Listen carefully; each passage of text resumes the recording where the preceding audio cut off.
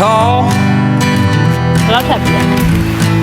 Some days I got no use for it all. Hello မင်္ဂလာပါ Miss Little Universe Channel လေးကနေပြီးတော့အားလုံးကိုပြန်လည်ကြိုဆိုလိုက်ပါရရှင်ဒီနေ့တော့တဲတို့မွန်ချန်ဘက်ကိုသွားကြရအောင်နော်တဲတို့ချိန်ထားတဲ့ကားဆရာကပေါ့နော်၈နာရီအတိရောက်မယ်ဆိုတော့တဲတို့လည်းပြင်ဆင်ပြီးတော့9နာရီ15လောက်မှာ breakfasting စားရပေါ့နော်ဒီ hotel ကကျွေးတဲ့ breakfast လေးကိုပြချင်လို့ပါသူကဟို$28ဆိုမတန်နဲ့တိလားတဲတို့ရန်ကုန်မှာဆိုရင်လေ hotel တွေက$100ပတ်ချလဲတွေရှိတာ哦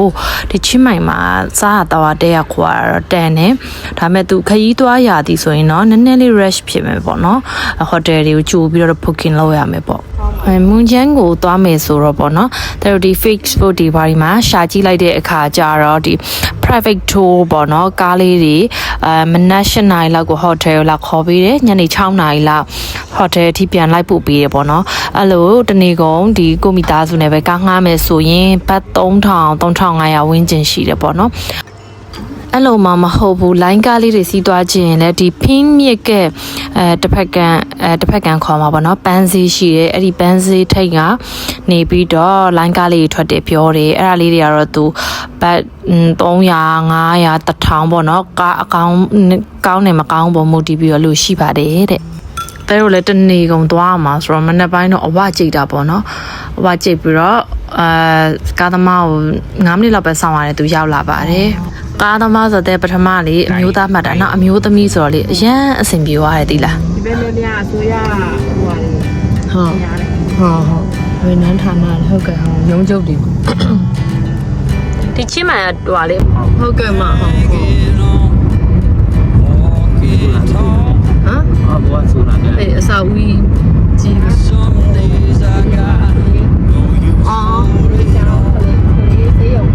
အော်ဘယ်မှာခလေးစေဟုတ်ကဲ့သူကမြန်မာစကားတက်တဲ့ထိုင်းမလေးဆိုတော့လေအကုန်လုံးအဆဆရတဲ့တို့တလန်းလုံးပြောပြသွားရပေါ့နော်မျိုးတဲ့ကဘန်ကောက် hospital ထက်ကြီးတယ်ပေါ့ဘန်ကောက် hospital လည်းကြီးတယ်ဘန်ကောက် hospital အဲ့တော့ဒီမှာလဲဆေးရုံကြီးအကြီးတွေအများကြီးပဲနော်ဆေးရုံကြီးများလိုက်တယ်ဟုတ်ဆေးရုံလည်းများတယ်ကြောင်းလည်းများတယ်ကောင်းလိုက်တာမျိုးလေးကချင်းမိုင်တက်ကတူကလည်းနာမည်ကြီးပါပဲနော်အော်ကောင်းနေပြီ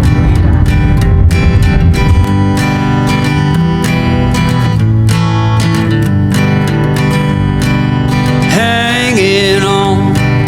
walking tall. Some days I got no use for it all.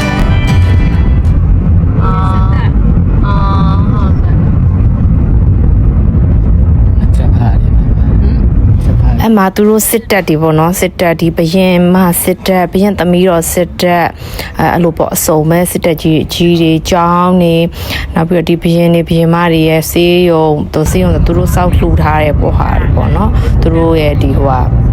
ပုံကြီးတွေနဲ့ရှိမှာဒီလိုမျိုးလေမြို့ပြင်ကိုထွက်ကြည့်မှာအော်ချင်းမိုင်ကတော်တော်ကြီးပြီးတော့အေးချမ်းတဲ့မြို့ဆိုတာပို့ပြီးတော့နားလည်လာတယ်ပေါ့နော်ပထမမြို့ဟောင်းလေးတွေဒီ rain 3ခုထဲမှာပဲပတ်သွားနေတော့ဒါဟိုလေမြို့ပြဘဝကိုပိုခံစားရတယ်ပေါ့နော်ဒီလိုမျိုးထွက်လိုက်တော့လေသူတောင်တန်းအနေနဲ့အေးချမ်းပြီးတော့လေ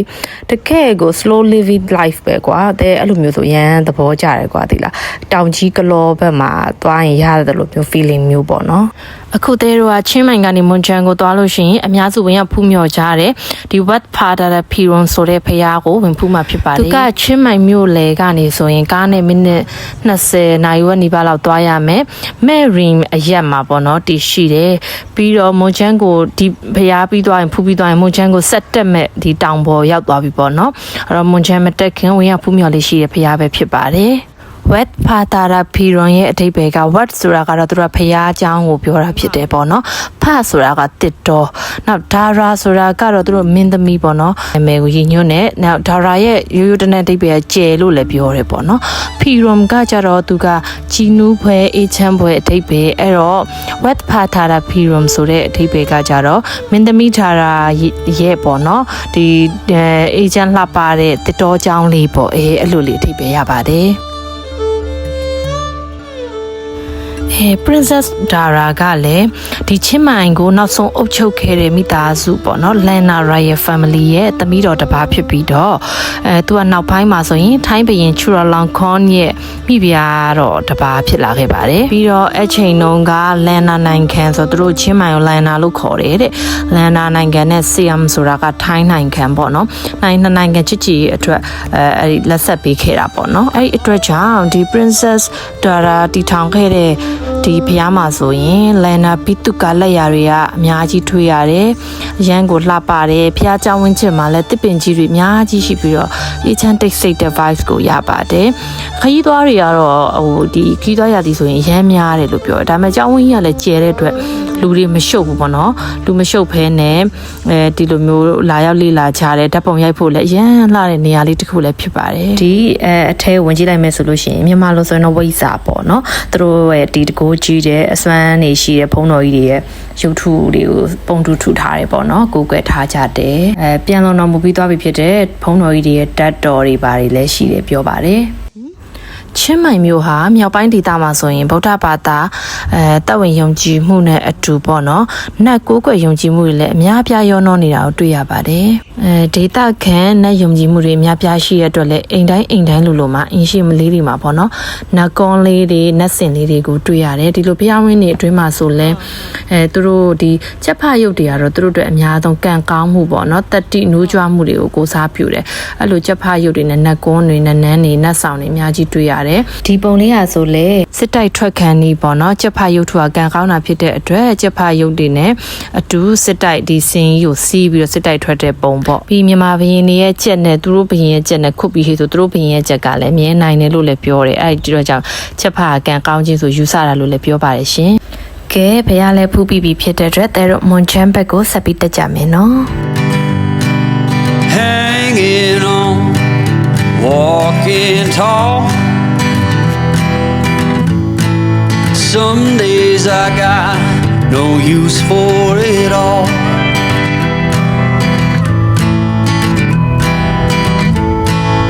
Working hard, making less. Some days are bad at best. Foolish notions, foolish lies. အိမ်မှာအသေးတော့ရေတကွန်ရှိတဲ့ coffee cup လေးတစ်ခုကိုဝင်ပါမယ်ဝင်ကြီးကတယောက်ကိုဘတ်တရားပေးရပါတယ်cashback 50စီပြန်ရပါတယ်ပေါ်မှာအကြီးသူကဒီ Japan style matcha တို့ဘာလို့ပေါ့ရတယ်အရသာတော့တော်တော်ကောင်းတယ်ဒါပေမဲ့ဈေးလေးနည်းနည်းတော့ကြီးတယ်ပေါ့နော်ဝင်ကြီးကလည်းတယောက်ကိုဘတ်50စီ cashback ရတာဖြစ်တဲ့အတွက်မှာသုံးပြီးတော့ဒီဝယ်တောက်လို့ရပါတယ်ဟုတ်တယ်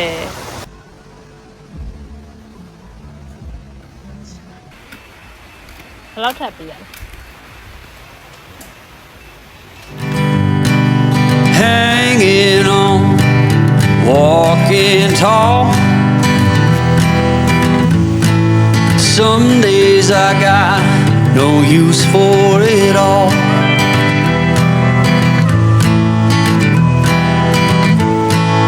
Working hard, making less. Some days are bad at best.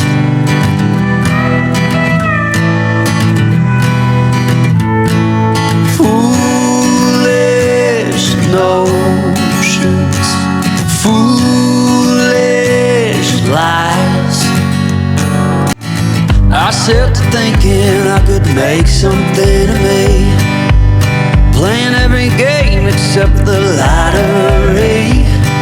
serving everybody else and told myself I'm free.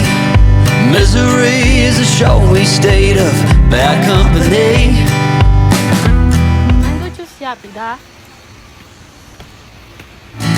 I set to thinking I could make something of me,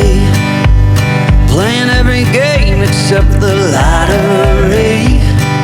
serving everybody else and told myself I'm free. Misery is a showy state of bad company. ကဲပန်းခင်းတွေစီဆက်တက်လာပါပြီရင်းရန် flower garden ပေါ့နော်သူကလေဒီနေ့စီပန်းခင်းတွေ lavender ပန်းခင်းတွေနဲ့ရမ်းလာတဲ့နေရာဒီ Instagram spot တွေပါဒီမှာတွေ့မှာပေါ့ဒီဗာလဲ piano ကြီးကိုတီးပြီးတော့လေလက်ထပ်ခွင့်နေတောင်းတဲ့နေရာပေါ့ဒါပေမဲ့တဲ့တော့တော့နှွေးခေါင်ခေါင်ဖြစ်နေတော့ပန်းခင်းတွေအဲ့လိုမပွင့်နေဘူးပေါ့နော်သူကစောင်းတွင်းဘက်မှာပန်းတွေကပွင့်တာ哦အခုကသူတို့ပြန်လဲပြင်ဆင်တဲ့ရာသီပေါ့အဲ့ဒါတွေလည်းဒီချိန်ဆိုမလာကြဘူးတဲ့ဒါပေမဲ့တဲ့တော့ကကြတော့လေဒီချိန်မှကိုကအားတော့လှုပ်အားဒီချိန်မှသွားဖြစ်တိတ်မပွင့်ဘူးဖြစ်နေရပေါ့နော်ကိုသွားတော့ပန်းတွေကိုပြန်ပြီးပြိုးတဲ့အချိန်ဖြစ်နေပါတယ်အဲ့ဒီနေရာတွေကမှန်တကယ်ဆိုပန်းခင်းတွေနဲ့ရမ်းလာတဲ့နေရာတွေပါဟိုဒါကလေဒီ bloggers တွေတော်တော်များများရိုက်ပြတဲ့ပိုးတုံးလုံးအိမ်လေးတွေပေါ့နော်အဲ့လိုနေရာလေးတွေပါအခုနေတဲမယ်ဆိုရင်သူကတအားပူတယ်ပေါ့နော်သူက October November December January February အဲ့ဒီ9လကတော့ရန်ကို hike season ဖြစ်တယ်တက်ကုတ်ကန်ခါတွေလည်း3-4စားစီကြီးတယ်အေးပြီးတော့နေလို့ကောင်းတယ်ပေါ့နော်အမမူကထားလေးစားပြီးတော့အဲ့လိုမျိုးပန်းဖြေကြတဲ့နေရာလေးပါ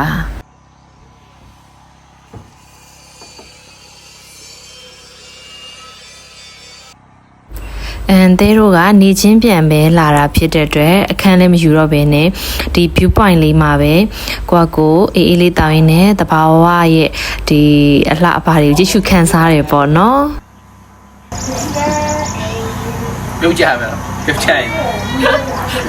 ဆေးမီကောက်ရုံပဲပေါ့ ကဲဒါကတော့နောက်တနေရာပေါ့နော်အဲ့လိုပဲ coffee ဆိုင်လေးနဲ့ view point လေးပေါ့သူကတောင်ကုန်းတွေတောင်တန်းတွေအများကြီးဆိုတော့လေ coffee ဆိုင်လေးတွေကတောင်တောင်ချင်းစီဒီလမ်းတိုင်းမှာရှိရကွာလှအရန်နဲ့ view လှတယ်သူတို့အဲ့လိုမျိုး view point လေးလည်းထားပေးကြတယ်ဒါဟို high season မဟုတ်တဲ့အတွက်အေးစီစီလေးပေါ့နော်နေလို့ရတယ်ပေါ့ high season ဆိုရင်တော့သူကနဲ့သူအဲ့လိုပြည့်နှက်နေမှာပေါ့ကွာခီးသွားတယ်လေ I set to thinking I could make something of me. Playing every game except the lottery. Serving everybody else and told myself I'm free. Misery is a showy state of bad company.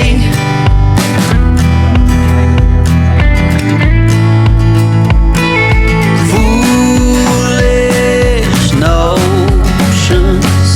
foolish lies. Foolish notions. နေ့လေစားတော့တောင်ချီရဆိုင်လေးတစ်ဆိုင်ရ quitty ကိုပဲစားလိုက်ပါတယ်စားဖို့တည်းများထဲမှာအကောင်းဆုံး quitty ကိုလေးပါပင်မနေလို့လာတော့မသိဘူးရမ်းစားကောင်း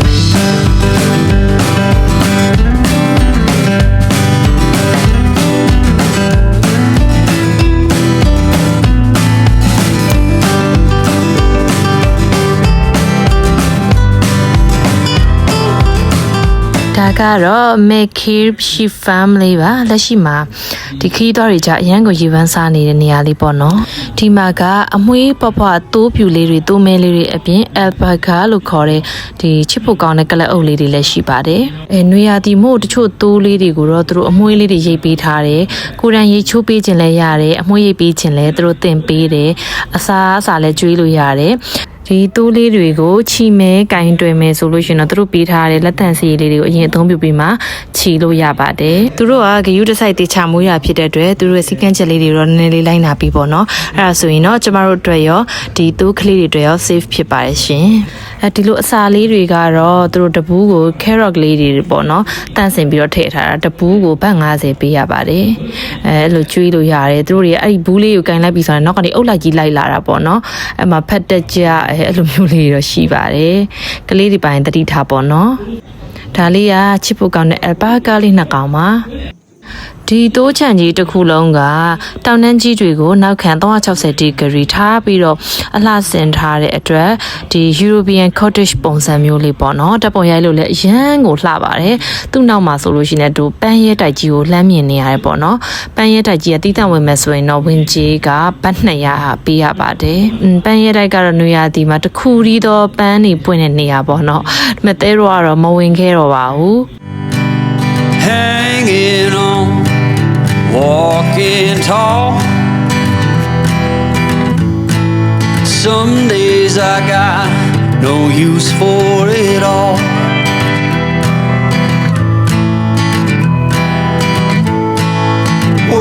working hard, making less.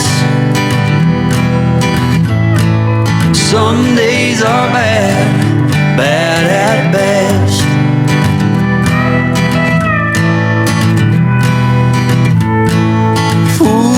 Foolish notions, foolish lies.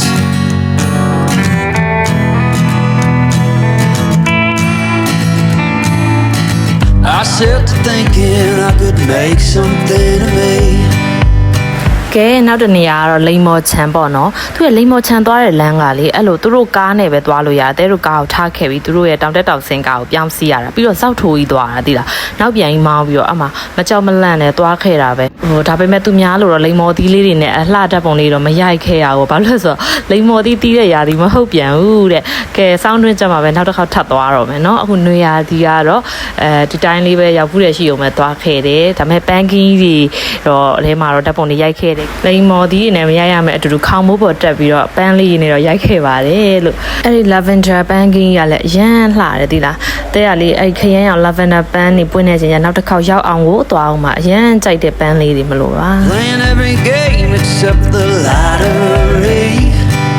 Serving everybody else and told myself I'm free. Misery is a showy state of bad company. အဲ့ဒီမှာသူတို့ရဲ့ strawberry ဒီအဆစ်နဲ့ဖြော်ပေးတယ် strawberry ဖြော်ရည်လေးကိုတောက်ရင်တဘာဝအလှတွေကိုခံစားရင်လေးနူးအေးလေးနဲ့ကြည်စဲရင်းနဲ့အချိန်တွေကုန်ဆုံးခဲ့ပါတယ်ဒီနေ့တော့ဒီလောက်ပါပဲနောက်ဗီဒီယိုလေးမှာချင်းမိုင်ရဲ့တကူကြီးရဲ့ tempest တွေနဲ့ local market တွေအကြောင်းကိုပြောပြပေးသွားမှာဖြစ်လို့ channel လေးကို subscribe လုပ်ပေးဖို့မမေ့နဲ့ဦးနော်တတာ